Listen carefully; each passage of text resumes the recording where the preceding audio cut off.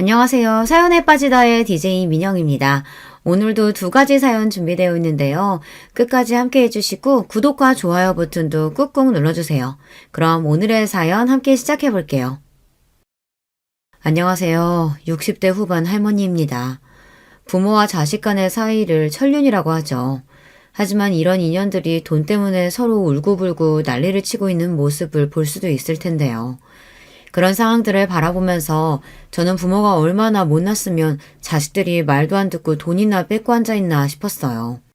진짜로 뉴스나 드라마에서나 보던 불효 장면들이 내 가정에서 일어날 거라고 생각도 못했거든요. 남편이라도 있으면 같이 해결이라도 할 텐데 혼자 자식놈들 혼내려고 하니 힘에 부쳤습니다.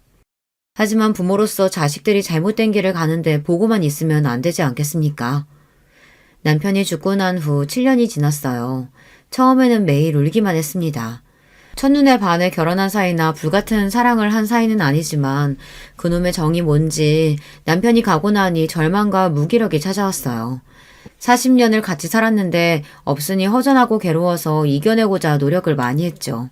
독서도 하고 친구들도 만나고 봉사활동도 하며 좋아하는 가수 콘서트에도 갔습니다. 이미 출가한 자식들에게 짐이 되고 싶지 않았어요. 아들 둘이 있는데 가정도 있고 자식도 있으니 저만 돌봐달라고 할 수도 없으니까요. 하지만 나이가 드니 몸이 아프더라고요. 혼자 해결하거나 남의 손을 빌리려고 할 수도 있지만 몸이 힘드니 자식들이 생각이 나는 거 아니겠어요. 그래서 몸살을 오래 앓아 며느리한테 죽 하나 사오라고 했더니 요양원에 쳐넣으려고 했습니다.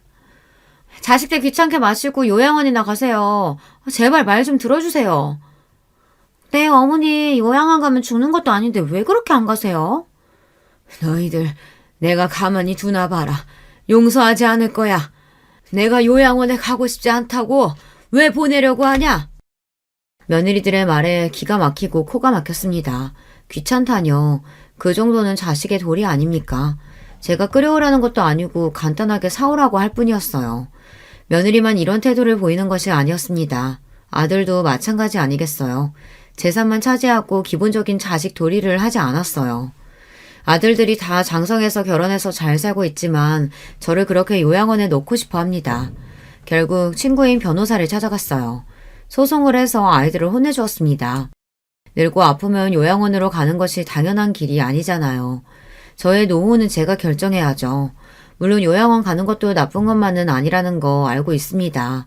하지만 자식놈들이 닥치고 요양원에 들어가라고 하면 안 된다니 말입니다. 게다가 재산 받기 전에는 매일 찾아와 알랑거리더니 받을 거 다 받았다고 태도가 바뀌는 게 아니겠어요. 그럼 혼이 나야죠. 저들도 자식을 키우고 있는데 어디서 감히 까불고 있는지 모르겠어요. 오늘 그 이야기를 하려고 여길 찾아왔어요. 까불던 자식들 혼을 어떻게 냈는지 알려드릴게요.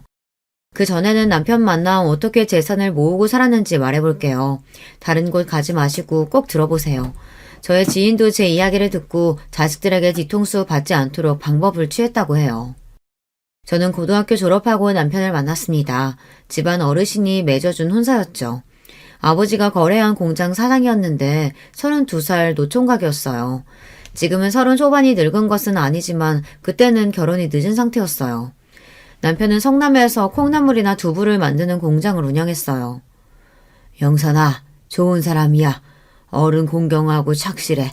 부모 공장 물려받았는데 검소하고 머리도 좋더라. 너보다 나이가 많은 건 흠이지만. 시어른도 있던데 시누이도 있고. 나 시집살이 시키려고 이러는 거야? 나 아무것도 못하는데. 엄마도 일찍 돌아가셨으니 배울 데도 없잖아.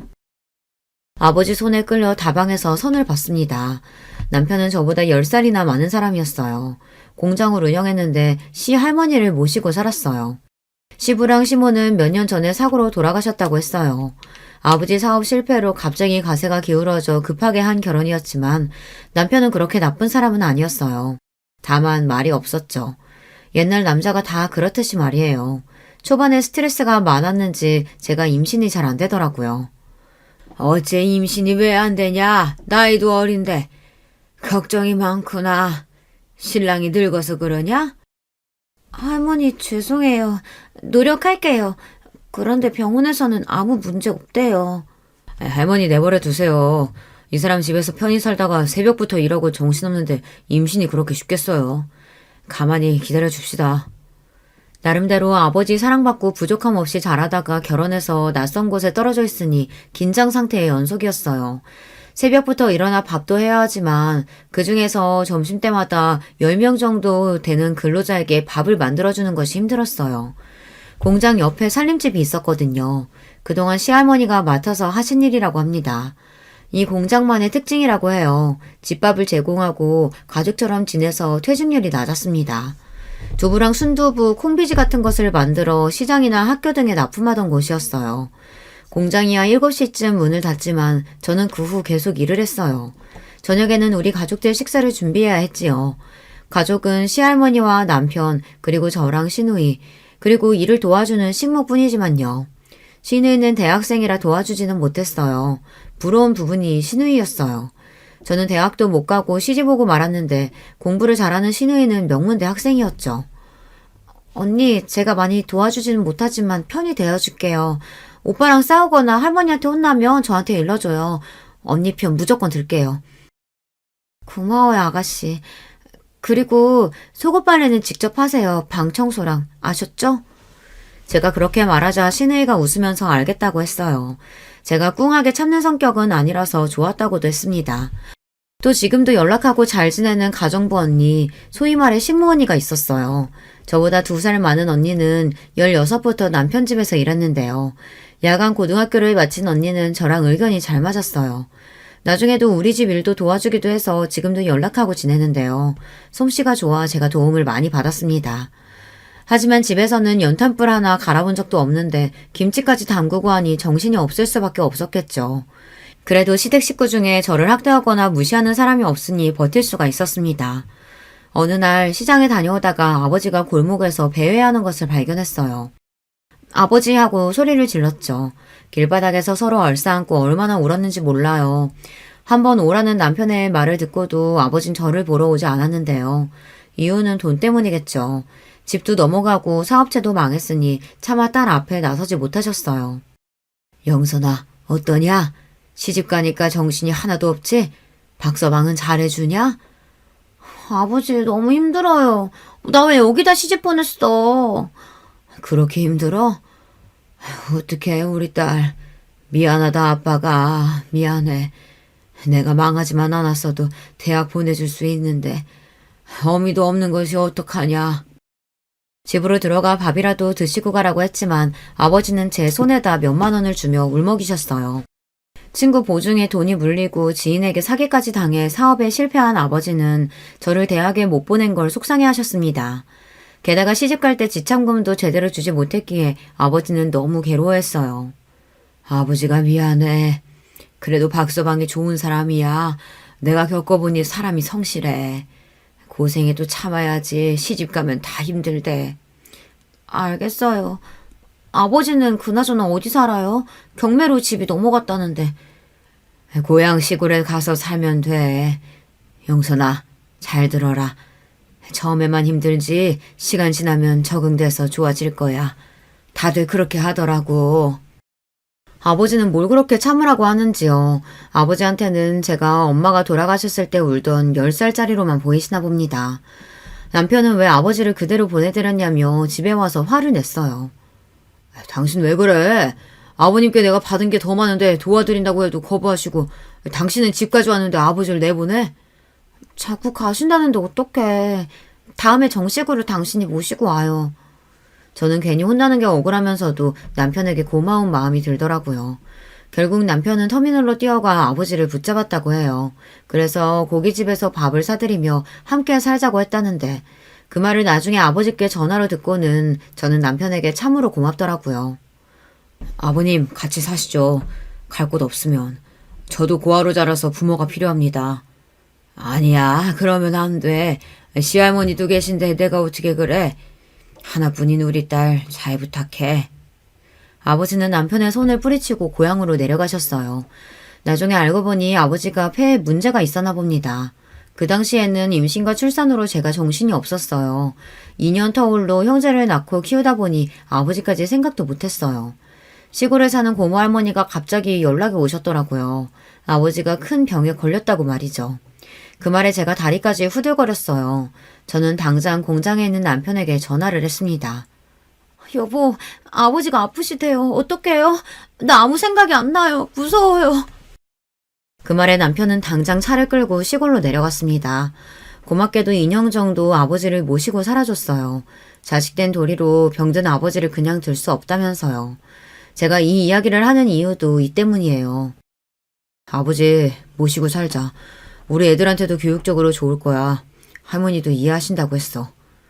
그 무렵 시누이가 결혼해서 집을 나갔기에 아버지가 계실 곳이 있었거든요. 결국 남편이 시골에 혼자 계신 아버지를 모시고 왔어요. 그때 우리 아이들이 초등학교 다닐 무렵이었거든요. 아버지를 데리고 올 무렵 남편의 공장에는 초반에는 영세했지만 사업이 잘 됐습니다. 나중에는 아파트를 몇 채 살 정도로 돈을 모았어요. 그래서 아버지 병원비도 지원까지 해주었어요. 폐암이라 오래 버티지 못하시고 돌아가시고 말았습니다. 2년 정도라도 모실 수 있어 다행이었어요. 사람들은 제가 노인 두 분을 모신다고 해서 힘들지 않냐고 했지만 자식된 도리라고 여기면서 해왔습니다. 결국 아버지가 돌아가시고 몇 년 더 있다가 시할머니가 노안으로 돌아가셨죠. 아이들은 어릴 때부터 어른을 모시고 사는 것을 봤는데요. 학교에서도 효행상 같은 것을 받아오기도 했어요. 큰아이는 공부에 큰 소질이 없었는데 둘째 아들은 공부를 곧잘 했습니다. 자라면서도 아이들은 크게 말썽을 부리지 않았기에 키우는 데 어려움이 크게 없었어요. 남편 사업도 잘 되니 성남 주택에 살다가 아이들이 중학생 이후에는 가락동에서 살았어요. 나중에는 가락동 시장에다 두부랑 콩나물을 납품하고 학교나 회사에도 판매했습니다. 덕분에 윤택하게 살 수 있었어요. 남편은 새벽 4시에 일어나 일을 했습니다. 휴일만 빼고 단 하루도 빠지지 않고 일을 했는데요. 내가 이렇게 부지런히 살고 어른들 잘 모시는 것도 다 자식들 보라고 하는 거야. 주원아, 주황아, 나중에 엄마 아빠 잘 모셔라. 남편은 우스운 소리로 이렇게 이야기했어요. 아이들은 저랑 남편이 아버지를 모시는 과정을 지켜보고 돌아가실 때까지 제가 어떻게 했는지를 여실히 보았는데도 이제 와 저를 요양원에 맡기려고 하는 거죠. 솔직히 아이들이 보고 배운 것이 있겠지 싶었어요. 저 시할머니 모시면서 싫은 티 하나도 낸 적 없었고 남편도 아버지를 정성으로 모셨는데 우리 아이들은 왜 그럴까요? 정말 우리처럼 모시고 살라는 것은 아니었어요. 마음이라도 부모를 생각하면 좋겠다는 뜻인데 그것도 힘들었나 봅니다. 남편은 아이들이 대학 갈 무렵에는 공장을 처분하고 건물을 2채 샀습니다. 결혼한 지 20년, 저도 새벽밥에서 탈출하게 되었어요. 건물을 사고 고세를 지낼 때 시누이가 꽃다발 하나를 가지고 왔습니다. 그동안 수고했다고 했어요. 여보 이제 우리도 편하게 살자. 당신 고생 많았어. 어린 나이에 시집 와서. 언니 그동안 힘들었죠. 솔직히 공장 잘 된 거 언니 덕분이에요. 고마워요. 저는 그 말에 눈물이 왈칵 쏟아났어요. 이제는 고생 없이 즐겁게 살 수 있을 거라고 생각했어요. 운동도 하고 놀러도 가고 맛있는 것도 먹고 즐겁게 살기로 했어요. 그 당시 40 중반이라 젊은 나이라 기대감도 많았습니다. 남편은 대학도 가고 싶으면 가도 좋다고 했어요. 시할머니 잘 모시고 저보다 나이 많은 동생 시집까지 보내줬다고 고마워했어요. 시누이는 변호사랑 결혼해서 잘 살게 되었어요. 같은 대학 커플이라고 했는데 저는 신우가 공부를 많이 한 것이 부럽더라고요. 나중에 알고 보니 신우가 제 친구의 오빠와 결혼했어요. 고등학교 때 자주 만나던 아이였는데 결혼하고는 못 만났거든요. 그때부터 저의 하나뿐인 친구가 되었죠. 변호사가 된 똑똑한 친구였어요. 그래서 신우의 결혼 이후로 친하게 지냈어요. 공부 더 해보고 싶으면 내가 도와줄게. 어때? 해볼래? 아니, 여행 다녀보고 싶어. 머리 비우고 싶으니까.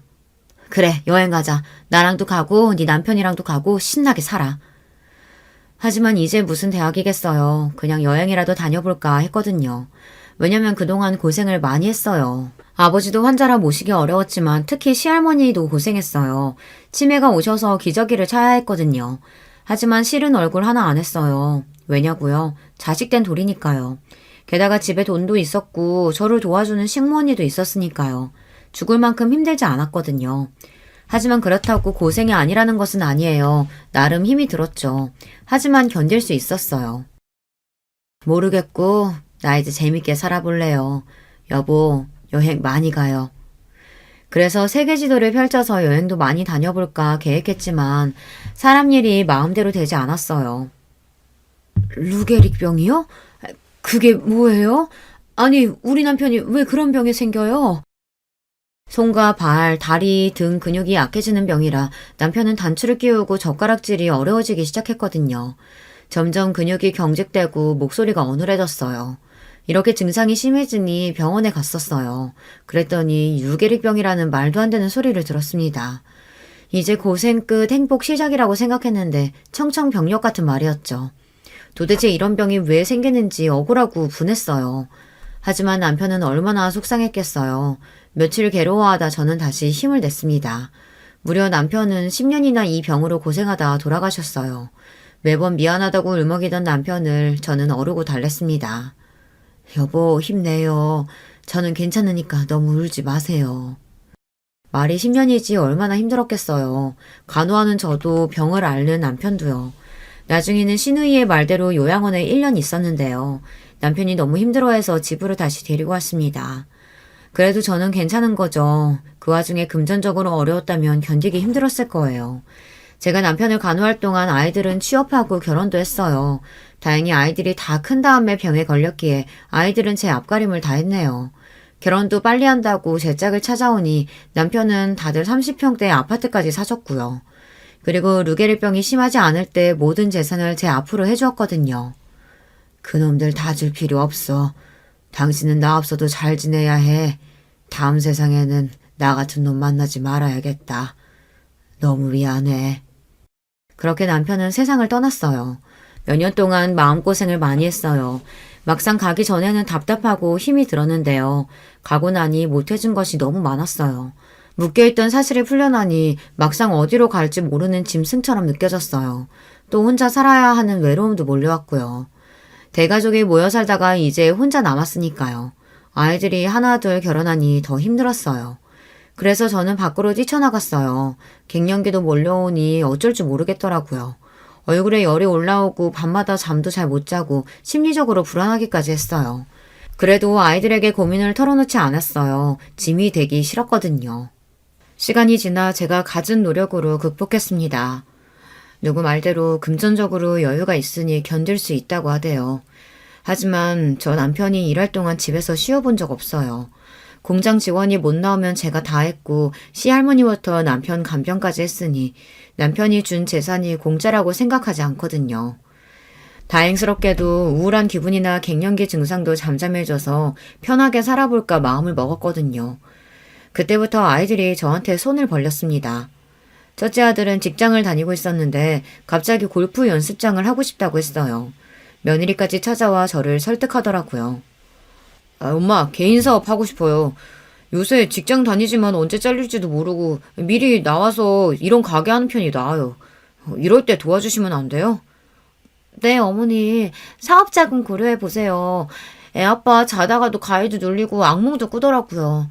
회사 일이 얼마나 힘들면 그러겠어요. 사람이 살고 봐야죠. 아버지가 그랬어. 미리 주지 말라고. 사업도 너희들이 알아서 해. 결혼할 때 집 사줬으면 됐지. 집 사서 결혼하는 게 쉬운 일이야? 회사에서 사람들하고 관계가 안 좋아졌는지 그만두고 왔다는데 이제 마흔이 코앞인데 아이들도 커가고 걱정이 많다고 했어요. 남편이 죽기 전에 재산 분배 없다고 아예 못을 받고 돌아가셨기에 재산을 미리 주겠다는 생각이 없었고요. 어머니 그럼 투자하신다고 생각 좀 해보세요. 매출의 50% 드릴게요. 널 뭘 믿고 투자해. 사업도 처음인데 말이 되니? 게다가 푼돈도 아니고. 제가 반박을 제대로 하니 아들은 더 이상 말을 못했어요. 그랬더니 며느리가 작전을 바꾼 모양이에요.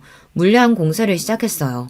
제가 좋아하는 반찬을 만들어서 가지고 오고 쇼핑이나 미장원도 함께 가자고 했습니다. 어머니 이것도 드셔보세요. 제가 반찬 가지고 왔어요. 이따 목욕도 같이 가실래요? 시간이 되니? 안 된다고 했잖아. 그리고 매번 음식 안 가지고 와도 돼. 아니에요. 우리 윤치도 같이 왔어요. 할머니한테 그림 그린 거 보여드려. 첫 손주가 손녀라 얼마나 기뻤는지 몰라요. 아들만 키워서 그런지 예쁘고 귀여운 아이를 보니 기분이 좋아졌어요. 부모가 시켰는지 애까지 할머니 도와주세요 하더라고요. 첫째 며느리는 전업주부라서 그런지 매번 반찬과 음식을 가져왔습니다.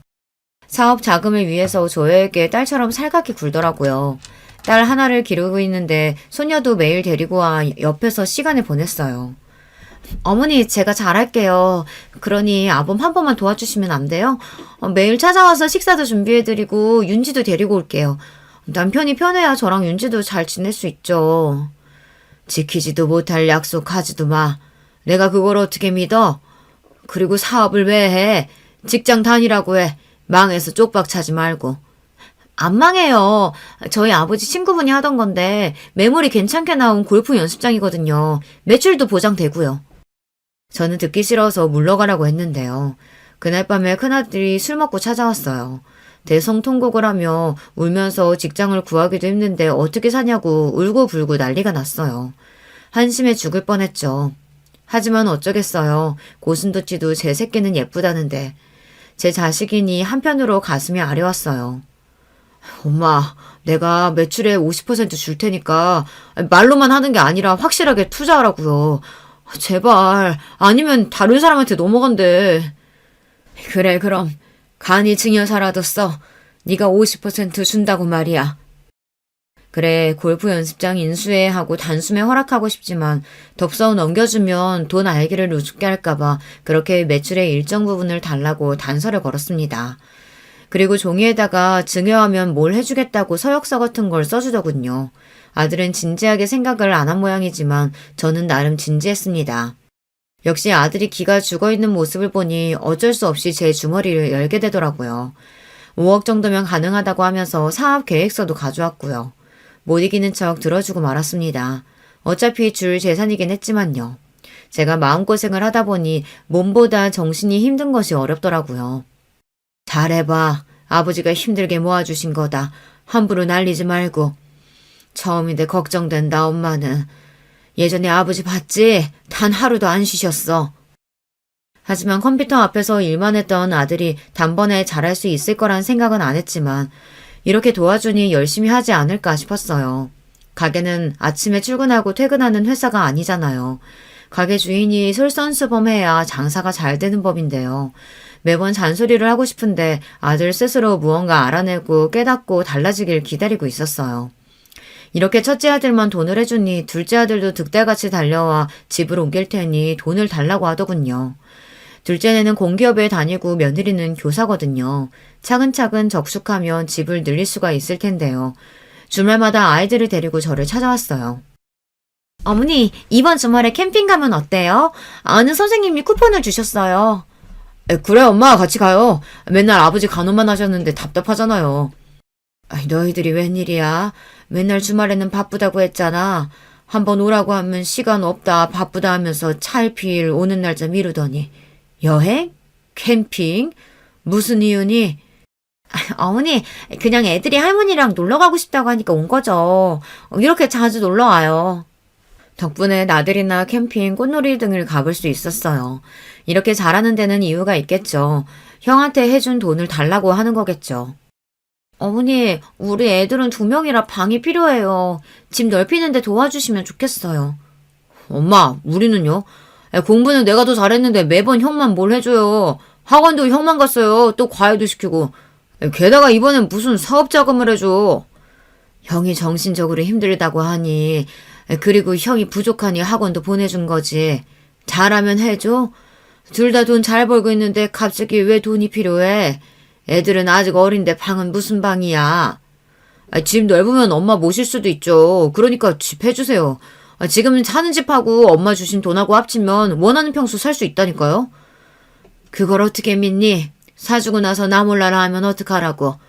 너희들도 증명서 하나 써. 형도 썼다. 저는 어떻게 나올지 보려고 증명서를 쓰라고 했어요. 집을 해주는 대신 나중에 저를 모시고 산다고 말이에요. 그럼 증명서 쓸게요. 저희 거짓말 안 해요. 집 사주시면 어머니 모시고 갈게요. 제가 둘째에게 줄지 말지 고민하고 있으니 나중에는 형제끼리 싸우기 시작했어요. 제 생일이라고 하면서 서로 물고 뜯고 난리가 났어요. 손주들이 아직 어린데 그 꼴을 보자니 기가 막히더군요. 며느리까지 서로 남편과 편을 먹어 패싸움처럼 퍼지네요. 내가 힘들어서 엄마한테 좀 도와달라고 했는데 그걸 시샘 내리냐?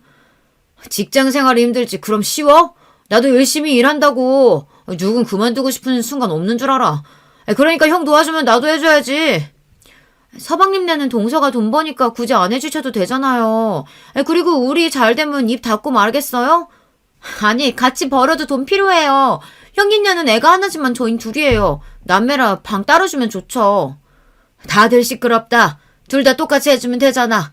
애들 보니까 그만 싸워. 결국 저는 둘째 아들에게 집을 하나 더 사주고 말았어요. 만날 때마다 저러고 싸울 텐데 그걸 지켜보는 것도 힘들었어요.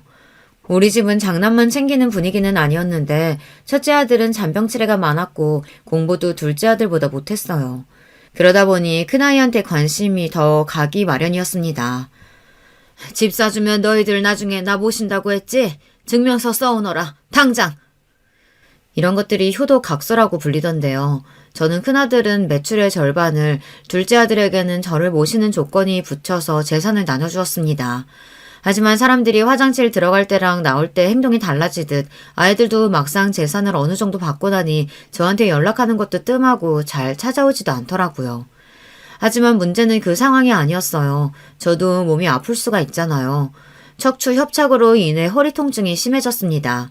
집안일도 일이지만 예전에 남편 병간호를 하다가 허리가 많이 안 좋아졌어요. 이렇게 오래 앓다 보니 죽이라도 하나 끓여 먹었으면 하는 마음이 생기더라고요. 그래서 첫째 며느리한테 전화했습니다. 또 허리가 아프구나. 잠깐 올 수 있겠니? 죽집 가서 죽 사오면 더 좋고. 끓여달라는 부탁을 하고 싶어도 번거로울까 사오라고 했더니 며느리가 아예 공부 때문에 오지 못한다는 겁니다.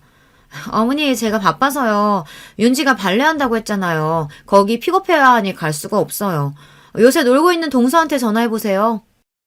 어느덧 소녀가 초등학생이 되니 첫째 며느리는 더 바쁘다고 하더라고요. 그래서 요새 휴직으로 집에 있는 둘째 며느리에게 연락했습니다. 전화해도 받지 않다가 문자로 답이 오더군요. 지금 운동 중이라 조금 이따 연락드릴게요. 아마 제가 아프다는 말도 보지 못한 모양이에요. 아들들에게 전화해보니 둘이 비슷하게 말하는 게 아니겠어요. 엄마, 저번에 제가 배달하는 법 알려드렸잖아요. 거기서 시켜 드세요.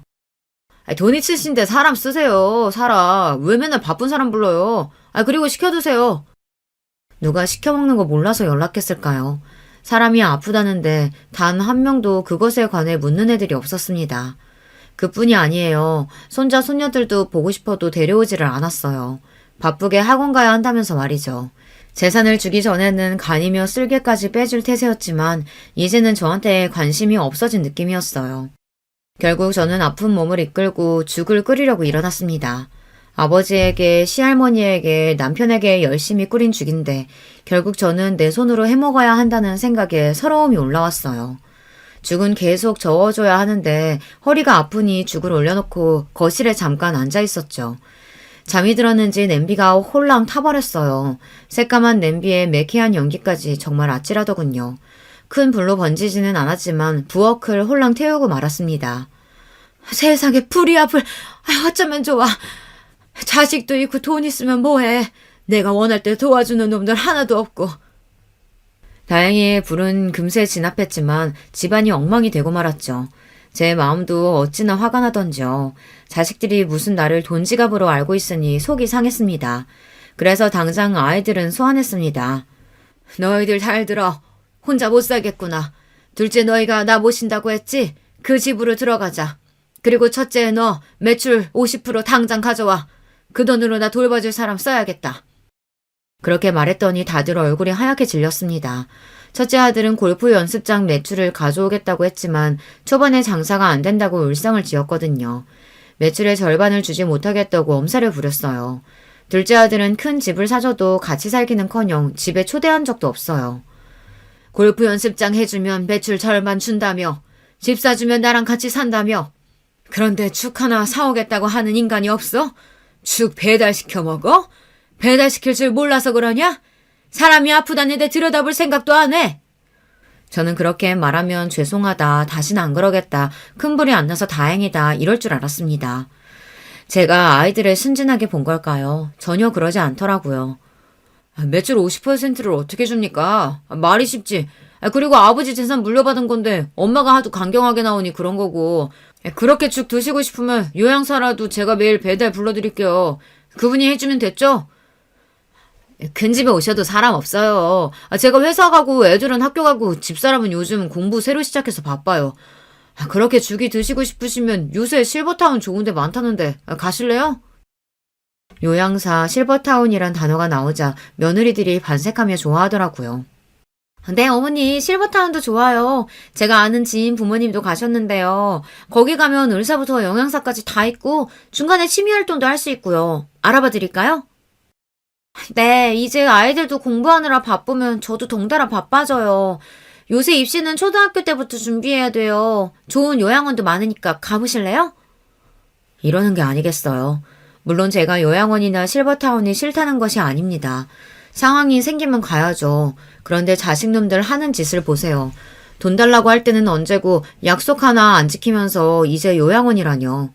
이런 꼴 볼까봐 남편이 돈 미리 주지 말라고 했거늘 분통이 터졌습니다. 얘들이 뭐라고 하는 거야? 내가 바본 줄 아니? 골프 연습장 가보니 이 동네에서 가장 인기 있는 연습장이라고 하던데 주말에 손님이 제일 많고 그리고 둘째네도 그렇지. 경비원한테 물어보니 외할머니 외할아버지는 자주 온다고 하던데 얼마나 자주 가면 경비원이 알아? 돈은 나한테 뜯어가고 나한테 죽 하나 끓여줄 인간이 없어? 그게 엄마 돈이야? 아버지 재산이잖아요. 어차피 우리 물려줄 돈이라니까. 그러니까 내 말이 우리 몫을 주는 걸 왜 그렇게 공치사해요. 죽 사서 만들 돈 없으신 것도 아니잖아요. 왜 그렇게 죽 타령을 하세요? 편안하게 앉아서 아버지 재산 그대로 받아놓고서는. 뭐? 편안? 나 시집와서 아버지 돌아가실 때까지 편안하게 있어 본 적 없어, 이놈들아. 그 공장도 내가 다 뒤에서 지어놓으니까 돌아간 거지. 아버지 재산 아니야. 내 재산이기도 해. 너희들 진짜 1억이니? 이렇게 막 해도 돼? 내가 그렇게 키웠니? 억장이 무너진다는 것이 이런 상황에서 나온 말인가 봅니다. 기가 막혀서 말도 안 나오더라고요. 내가 가만히 앉아 밥이나 받아 먹었으면 억울하지도 않았겠죠. 새벽에 제일 먼저 일어난 사람도 저였고 마지막 잠든 사람도 저입니다. 아마 같이 산 식모 언니가 알겠죠. 일하는 사람 시킬 수도 있지만 아내로서 엄마로서 며느리로서 해야 할 일이라고 생각했어요. 그런데 다른 건 몰라도 자식놈들이 이렇게 말하면 안 되는 거잖아요. 싸움이 길어지니 하나둘 핸드폰만 만지작거렸어요. 당장 꺼져! 너희들 내 눈앞에서 사라져라! 꼴도 보기 싫구나! 제가 소리를 지르니 하나둘 자리에서 일어나더라고요. 자식놈들 키워봤자 소용없다고 하던데 이래서 그런가 싶었습니다. 그렇다고 제가 울고 괴로워하기도 싫더라고요. 기분만 더 서러워질 뿐이니까요. 남편이 떠나도 저를 위하는 건 제 자식이 아닌 예전 식모 언니였어요. 남편 없으니 속이 허전하지 이러면서 가끔 찾아와 밥도 먹고 이야기도 나눴습니다. 아들이라도 그렇지 엄마가 어떤 마음으로 사는지 살펴보는 것이 자식의 도리 아닌가요? 저도 아버지 마음을 다 헤아리진 못해도 매일 사무치게 그립던데 우리 자식들은 제가 그런 존재가 아닌가 봅니다. 이때 식모언니가 말한 이야기가 떠올랐습니다. 70을 넘긴 언니의 음성이 왜 이 순간에 떠올랐을까요? 자식도 다 소용없어. 남편도 그렇고. 나 속 뒤집어지는 거 아는 건 나뿐이더라. 그러니 밥 잘 먹고 단단하게 마음 먹고 살아. 돈은 꼭 쥐고 말이야. 자식 진짜 소용없어. 언니의 말이 이 순간 제 가슴을 치고 갔습니다. 어리석게도 저는 자식들이 이렇게까지 형편없을 줄 몰랐어요. 누가 누굴 탓하겠어요. 이렇게 만든 것이 부모인 제 탓이라는 생각이 들었습니다. 아이들이 빠져나간 자리 저는 울지 않으려고 이를 꽉 물었습니다. 서럽다고 느낀 순간 제가 무너질 것만 같았거든요. 그렇게 몇 분간 앉아있다가 문득 카디건 하나가 눈에 보였습니다. 첫째 며느리가 두고 간 모양이었어요. 아무리 자식 새끼들이 미워도 제가 어미이다 보니 날이 추운데 감기라도 걸리면 안 되지 않겠어요. 그래서 서둘러 핸드폰 하나 들고 아파트 지하주차장으로 내려가 보았어요. 시모가 화가 나 있으니 오지 못할까 싶었거든요. 거기서 용서하지 못할 대화가 오고 가더군요. 저는 아이들 앞으로 가지 않고 벽에 서서 대화를 듣고 말았습니다. 너무 놀라서 다가가지도 못하겠더군요. 아니 어머니 왜 그런 거야? 동서네가 모시고 간다고 했으면 데리고 가야지. 그러니까 노인네가 시위하듯 죽 사오라고 난리를 치잖아. 우리가 왜요? 그러는 형님은 매출 절반 준다고 했으면 줘야죠. 그러니 죽 타령하는 거죠. 돈 달라고 하면서요. 그래서 피해자는 우리예요, 우리. 재수씨, 그 절반 그냥 노인네가 하도 안 준다고 하니까 해본 말이고, 같이 산다고 했으니 사셨어야죠. 사돈 어른들 오라고 우리 엄마가 재수씨 집 사준 거 아니잖아요. 형, 말이라도 그렇게 하지 마. 장인 장모 가끔 온 거야. 그리고 부모는 장남이 모셔야지. 뭐 말 같지도 않은 소리래. 돈 가져갔으면 형이 더 많이 가져갔을걸? 학원비부터? 너 무슨 학원비 타령이냐 맨날. 공부 좀 했다고 유세야? 그렇다고 서울대도 못 간 놈이 무슨 불리하면 학원이니 과외니 난리야 진짜. 하여간 이 새끼는 형 무서운 줄 모른다니까. 좀 맞아볼래? 한두 마디 오가던 설전이 아예 주먹 다짐으로 오가는 순간이었습니다. 나이가 몇 개인데 길에서 싸움질인지 제가 나가 말리려는 순간 첫째 며느리가 그만둬요라며 소리를 질렀어요. 그러면서 그제야 마음의 소리를 거침없이 해댔습니다. 요양원이든 뭐든 아무 곳이나 처가라면 가는 거지. 노인네가 자식들 귀찮게 하고 그래. 저는 그 이야기에 진짜 그대로 얼어버렸으면 좋겠다고 생각했어요. 귀찮다뇨. 제가 뭘 잘못했는데요. 누구 하나 심하게 말했다 하지 않고 둘째 며느리가 말을 덧붙였습니다. 양심이 있으면 빨리 꺼져줬으면 좋겠어요. 형제들 싸우고 이러는 게 좋아요? 오늘도 그래요. 우리 애들 학원 못 데려다 줬어요. 내가 미쳤다고 학교 그만둔 줄 알아요? 자식들 돌보려고 한 거죠. 우리 아버지 엄마도 학원 픽업 때문에 오신 거라고요. 그것도 모르고 죽타령이 나와요. 진짜 미쳤어. 아무것도 모르고 시부 품에 귀염받고 살다가 이제 없으니까 불안한 거지. 죽은 갑자기 왜 사오라고. 귀찮아 죽겠어 진짜. 며느리들 마음대로 떠드니 그제야 아들들이 끼어들었지만 더 가관이었습니다. 윤지 엄마 시끄러워. 그러니까 내가 머리 쓰라고 했지. 죽 사다 줬으면 됐잖아. 노인네 하나 달래지도 못하냐? 예전에는 잘했으면서. 당신도 가끔 찾아갔으면 이런 일 없잖아. 학교는 왜 관뒀어? 그래도 엄마 진짜 우리 집이라도 오시겠다고 하면 어쩔래? 다시 학교 나가. 그게 낫겠어. 말도 안 되는 소리를 왜 해? 무슨 어머님 무서워서 직장을 다녀. 웃겨 진짜. 그러니까 며느리들이 무슨 잘못이에요 다들. 하여간 노인네가 요양원 가라고 하면 가는 거지. 나이 처먹고 자식들 힘들게 하고 그래. 양심이 있으면 당장 꺼져줬으면 좋겠어 진짜. 이제는 더 이상 참을 수가 없더라고요. 그래서 끼어들고 말았습니다. 물론 그 대화 모두를 녹음하고 있었고요. 변호사 친구가 말하길 자식들이 어이없는 말하면 다 녹음하는 것이 맞다고 했거든요. 윤지 엄마야, 너 뭐라고 했냐? 도저히 참을 수가 없어서 아이들 앞으로 걸어나와 며느리 앞에 카디건을 던져버렸습니다.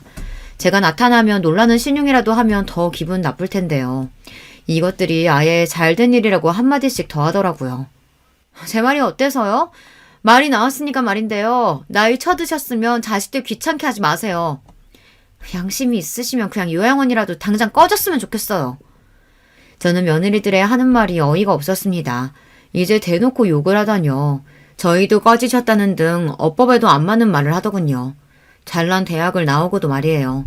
그 뻔뻔하게 하는 말이 기가 막혀서 소리를 높여 말했습니다. 뭐라고? 너희들이 사람이냐? 귀찮아? 당장 가! 아이 꺼지라고 하지 왜? 엄마 집사람이 뭘 잘못했는데 소리를 질러요. 꺼지라면 가실 거예요? 그니까 무슨 트집을 잡는다고 그래요.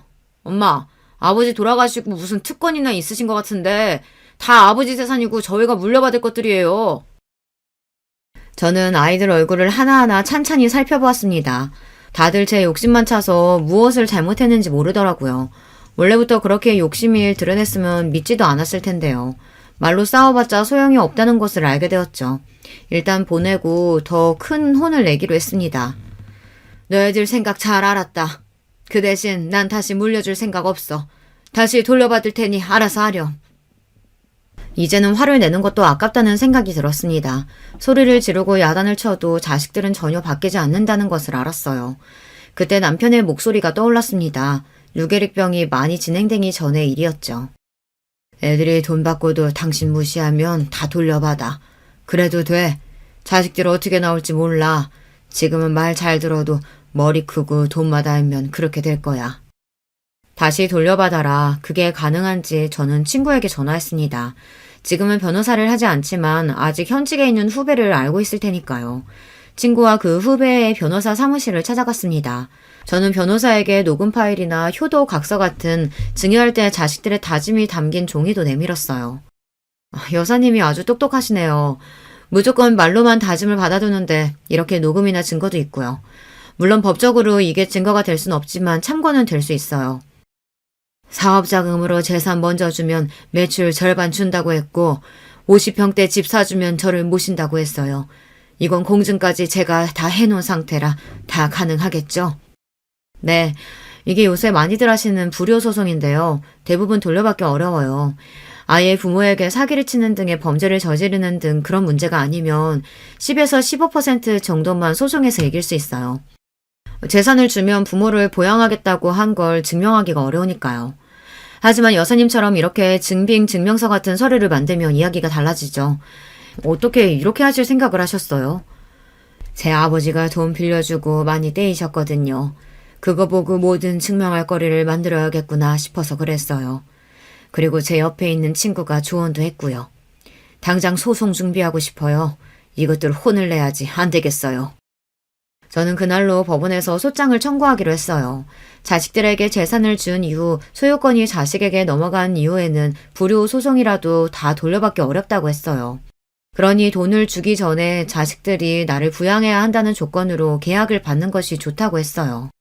저는 그런 조건은 아니지만 재산을 증여하면 매출이나 같이 산다는 조건을 내건 계약서 같은 것이 있으니 한번 해볼 수 있지 않겠냐고 했습니다. 하지만 이런 소송은 물적 증거가 있어야겠죠. 저야 길바닥에 진짜 버려지진 않았지만 변호사 말대로라면 유기를 당하거나 물리적 폭력에 의해 경찰이 오고 갈 상황도 있다고 하는데 머리가 어지러지랬습니다. 이런 사실을 시누이가 알고는 당장 자식들을 만나러 갔나 봅니다. 골프 연습장 앞에서 엄마한테 불효하는 놈이라고 소리를 지르고 둘째 아들 공기업까지 당당하게 찾아간 모양이에요. 주원이 주황이 왜 그런 거야? 여자 잘못 만나 그런 거야? 아니면 갑자기 싹수가 없어졌어요? 오빠랑 언니가 그렇게 안 키웠는데 내가 맨날 가서 시위한다고 했어. 불효소송 한 번 해야 이것들이 정신이 들지. 맞죠, 아가씨? 당연하죠. 자식놈들 한 번 혼나야 정신 차리지. 내가 며느리들한테 다 전화했어. 네 새끼들 얼마나 잘 되나 보자고. 그랬더니 아무 말도 안 하더니만 가만히 안 둘 거야. 재산 다 못 돌려받아도 소송이라도 하고 소장이 날아가야 정신 차리지. 언니는 소송을 해. 나는 동네 돌아다니면서 벽보라도 붙일 거야. 불효 자식들이라고.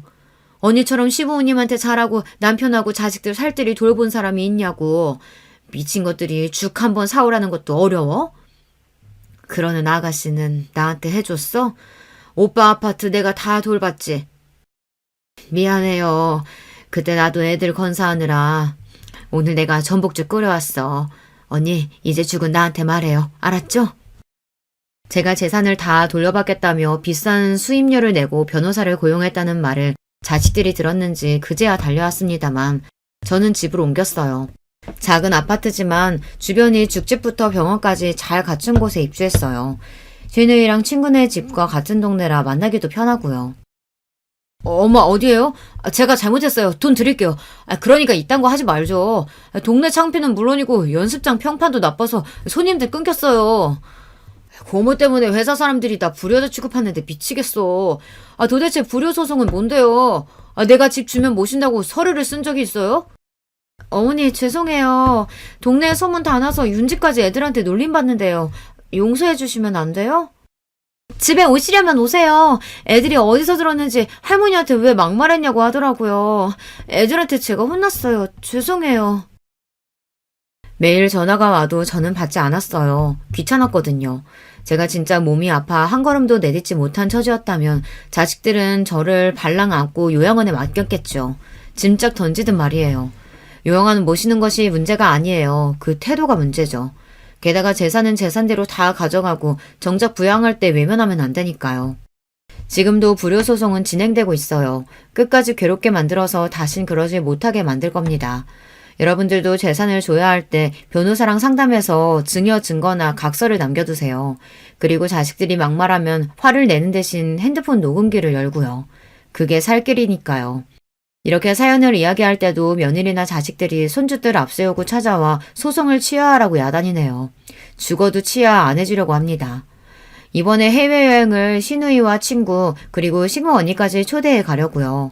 한 달 동안 여러 나라를 돌아다니며 돈이나 쓰고 오려고 합니다. 한 푼이라도 모아서 손주들 주려고 했는데 그것도 소용없는 짓이니까요. 남은 재산 자식들 안 주려고 다 쓰고 죽을 건데요. 저의 기가 막힌 이야기는 여기서 끝났습니다. 당장 재산 다 뺏고 알거지로 자식들 길바닥에 내쫓아야 속이 시원하겠지만 법이란 것이 그렇지 않잖아요. 한번 증여된 것을 되찾으려면 어렵다고 해요. 그러니 주기 전에 조심해야 하지만 자식놈들 당장 달라고 하는데 안 주기 쉽지 않잖아요. 그럴 때는 법적인 도움을 먼저 알아보는 것이 중요해요. 지금까지 제 이야기 들어주셔서 감사합니다. 안녕하세요. 저를 소개드릴 것 같으면 사연을 보는 재미에 빠져서 유튜브에 쉴 새 없이 들락날락하는 나이 먹은 여자예요. 그야말로 제 얼굴에 침뱉기라서 어디에 속 시원히 이런 이야기를 해본 적이 없었던 것 같아요. 시간 날 때마다 틀어놓는 습관이 생겼는데 문득 혹시 이런 익명의 사연이라면 제 이야기를 털어놓아도 되지 않을까 싶어서 결단을 내리게 됐습니다. 설마 자식 낳고 손주까지 본 제 결혼 생활에서 이런 황당한 경험을 하게 될 줄은 몰랐어요. 저는 남들보다 시집을 늦게 간 경우였네요. 당시에 제 주변에서 여자들은 전부 25이나 6이면 결혼을 했었으니까요. 제 주변이 하필 다들 부지런히 시집들을 가는 환경이었지만 저는 29이 되어서야 만난 인연과 제 나이 꼬박 30에 결혼을 하였습니다. 제 친정 집안이 예전에 찢어지게 가난했어요. 가난을 경험해보신 분들 중에서 배가 고파 울어보신 적이 있으실까요? 저는 그래 본 적도 있었고요. 심지어는 울면 더 배가 고파질까봐 그마저 참아본 적도 있었네요. 배가 너무 고파서 기력이 빠진 채로 멍하게 있던 적이 잦은 아이였죠. 그 시절 다 같이 힘들고 어려웠던 시절이었음에도 친정 집안은 형편이 유독 어려웠어요. 저는 그게 다 친정아버지가 하도 귀가 얇고 팔랑거려서 그랬다고 생각합니다. 친정 엄마의 속만 문드러져 갔죠. 기껏 힘들게 벌어서 모은 푼돈, 애들 아빠라는 인간이 어디론가 홀라당 다 까먹어버렸으니 살맛이 안 난다. 그딴 것도 어떻게 가장이라고 할 수 있을까? 차라리 없는 게 낫지. 당신 그거 나 들으라고 하는 소리야? 나라고 일부러 그러고 싶었던 줄 알아? 그게 다 처자식들 먹여 살리려고 더 잘 되어 보려고 그런 것이었잖아. 좋은 마음으로 그랬다가 돈을 잃은 것뿐인데 왜 나를 두고두고 원망해? 내가 당최 기가 죽어서 살 수가 없어. 살 수가 없으면 그냥 죽지 왜 살아? 대체 왜 아등바등 계속 살아서 우리를 힘들게 하냐고. 나는 당신하고 결혼한 게 내 인생 최악의 실수라고 생각해. 이런 지독한 게 결혼이라면 나는 내 자식들이 절대 결혼 안 하고 혼자 살았으면 좋겠어. 가장 착잡했던 사실은 친정아버지의 변명이 진심이었다는 것이죠. 그런 분이셨어요. 아기는 결코 없는 게 결과물은 아주 나쁜 사람이요. 나이에 맞지 않게 순진무구하고 있어 챙기실 줄 모르고 남 얘기 잘 듣고 잘 넘어가고 잔정 많으시고 그런 분이 친정아버지셨고 하도 대일 대로 대이신 친정엄마는 저를 비롯한 당신의 자식들에게 당부를 하셨습니다. 이악 물고 어떻게든 살아남자고 그리고 절대 결혼은 섣불리 하지 말라고 말입니다. 남이었으면 좋았을 것 같아. 하다못해 친척이었으면 사람 참 좋다고 추켜 세워줬을 거야. 그런데 내 남편으로는 너무 힘들다. 착하고 모른 게 능사인 줄 알아? 얘들아 잘 들어. 사는데 그런 게 도움되고 필요한지는 몰라도 성공하는 것에는 필요 없어. 가난이라는 것에 한이 맺혀간다. 끝이 안 보이니까 너무나도 지쳐가. 너희들은 이 엄마처럼 살지 마라. 그딴 한량과 결혼해서 밑빠진 독에 물이나 붓고 살 바에는 차라리 결혼 같은 거 하지 마. 혼자서 독송옥만 하다가 늙어 죽는 게 낫지. 저는 결심했습니다. 친정엄마의 말씀을 따르겠다고요. 너무나도 마음고생하시던 모습을 많이 봐왔으니까요. 눈 맞으면 살림 차리고 순정 바쳐서 연애했던 그 시절, 미천 하나 없어도 30만 보며 백년가액을 맺고는 했던 시절. 그러나 저를 비롯한 친정의 형제들은 결혼을 아무도 일찍 안 했습니다. 친정엄마께서 하도 곡소리를 하셔서 그랬나 봐요. 가장 이르게 결혼한 사람이 28 나이, 늦가을에 시집간 언니였을 정도였네요. 형부는 나름 교육자 집안이라 할 수 있는 배경을 지니고 있었기에 형편이 안정된 인물이었습니다. 키만 좀 컸지 얼굴 인물은 별로였어요. 성격도 무척 예민하고 까칠한 편이었죠. 그래도 언니가 안정된 배경 하나만 보고 결혼을 한 거예요. 저도 비슷했네요. 무능력한 친정아버지, 그리고 그런 배우자에게 질색을 하며 학을 떼었던 친정엄마를 보고 자랐던 저는 무조건 남편의 능력만 보았습니다. 제가 잘난 사람이 아니다 보니까 굉장한 상대를 만나는 건 말도 안 되는 일이었죠. 그래서 제 수준에서 만날 수 있는 최대치의 남자를 만나고자 했어요. 그러던 와중에 남편을 만나서 단 5개월 만에 속전속결로 결혼을 해버렸습니다. 시댁은 당시에 작은 공장을 운영하기 시작한 직후였고 저는 남편을 내조하면서 공장의 잡일을 도와가며 그렇게 열심히 살았어요. 제 성실한 구석 하나만 보고 저를 허락해 주었던 시댁 사람들을 제가 기어이 만족시켰죠. 아집이 강한 남편하고는 솔직히 이런저런 마찰이 있었지만 반지하 단칸방에서 화목하게 사느니 점점 집을 넓혀가는 재미를 느끼며 남편과 냉전을 치르며 사는 게 낫다고 여겼습니다. 친정의 영향을 강하게 받아서 그랬나 봐요. 다른 의미로도 저는 친정의 영향을 강하게 받았는데 그건 바로 우는 소리를 그렇게 하시면서도 친정엄마께서는 끝끝내 당신의 무능력한 배우자를 저버리지 않은 채 끌어안고 가셨지요. 저는 그 면모를 봐왔기 때문에 사업하는 남편이 도중에 얼마나 독불장군처럼 굴든 말든 꿋꿋하게 인내하며 아내로서의 역할, 엄마로서의 역할을 다 해냈습니다. 한 번도 도망친 적 없었고 최선을 다하지 않은 적도 없었네요.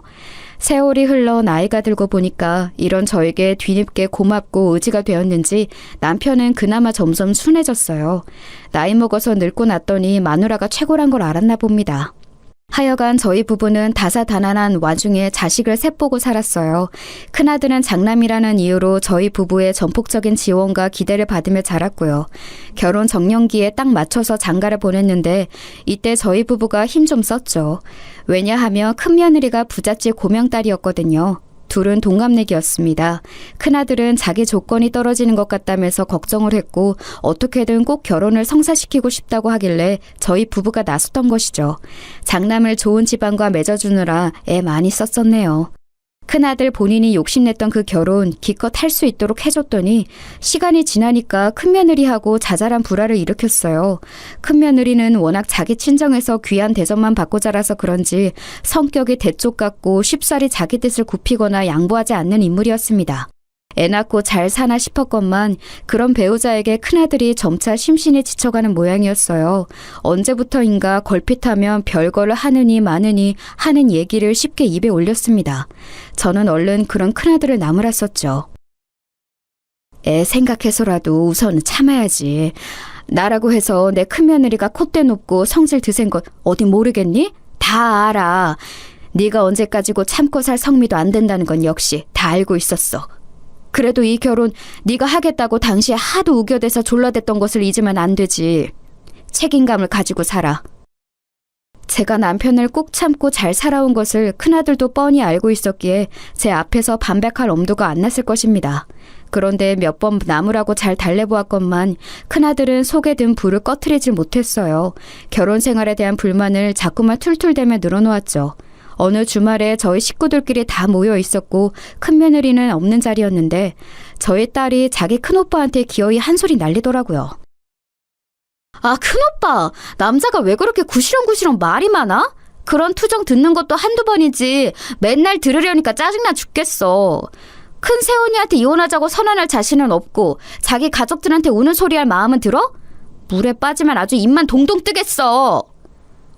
자기 할 말 다 하고 사는 집사람 만나서 늘 짜증났었는데 이제는 내 여동생까지 이러네. 집안 여자들이 다들 어쩌다 이렇게 됐는지 모르겠다. 야, 너는 제발 네 작은 새언니 좀 보고 배워라. 모름지기 여자란 저래야 하는 거야. 큰아들이 말해 자연스레 모두의 시선이 한 사람에게로 향했죠. 바로 제 작은 며느리에게 말입니다. 큰아들이 결혼생활 지친다고 우는 소리를 하도 하느라 집안 분위기가 뒤숭숭한 지 몇 달째였는데 그 와중에도 작은 며느리는 늘 조용했습니다. 차분했으며 고요했죠. 큰아들 입에서 자기가 거론되자 작은 며느리가 조용한 목소리를 냈어요. 저는 아주버님을 다들